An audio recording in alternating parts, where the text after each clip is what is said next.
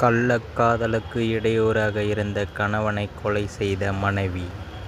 திண்டுக்கல் அருகே கள்ளக்காதலுக்கு இடையூறாக இருந்த கணவரை ஊர்காவல் படையில் பணிபுரிந்து வரும் கள்ளக்காதலனுடன் சேர்ந்து கொலை செய்த மனைவி கைது. திண்டுக்கல் திருச்சி சாலையில் உள்ள மாமு கோவிலூர் பிரிவில் உள்ள குருவிலம் காட்டுப்பகுதியில் சுமார் 50 வயது மதிக்கத்தக்க நபர் தலையில் 2 வெட்டுக்காயங்களுடன் இறந்து கிடப்பதாக கடந்த 27ஆம் தேதி திண்டுக்கல் தாலுகா காவல் நிலையத்திற்கு அப்பகுதியைச் சேர்ந்த பொதுமக்கள் தகவல் தெரிவித்தனர். இதையடுத்து சம்பவ இடத்திற்கு விரைந்து வந்த தாலுகா போலீசார் உடலை கைப்பற்றி பிரேத பரிசோதனைக்காக திண்டுக்கல் அரசு மருத்துவமனை கல்லூரியில் அனுமதித்தனர்.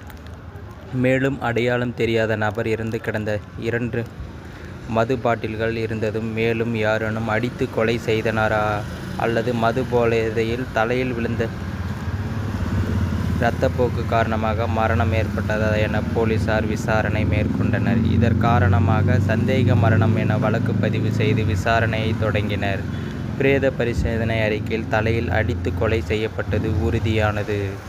இச்சம்பவம் தொடர்பாக திண்டுக்கல் மாவட்ட காவல் கண்காணிப்பாளர் பிரதீப் உத்தரவின் பெயரில் துணை காவல் கண்காணிப்பாளர் சிபி சாய் சௌந்தரேயன் தலைமையில் தனிப்படை அமைத்து குற்றவாளியை தேடி வந்தனர்.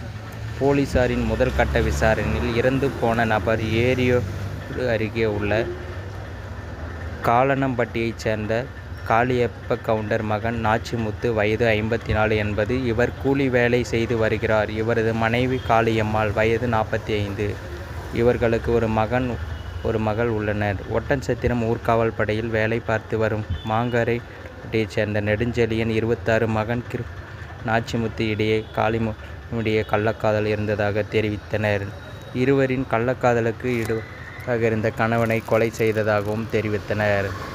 இதையடுத்து கடந்த 26ஆம் தேதி நாச்சிமுத்து, காளியம்மாள் திண்டுக்கல் அரசு மருத்துவமனை சிகிச்சை பெற்று வரும் உறவினரை பார்க்க வருகை தந்தனர்.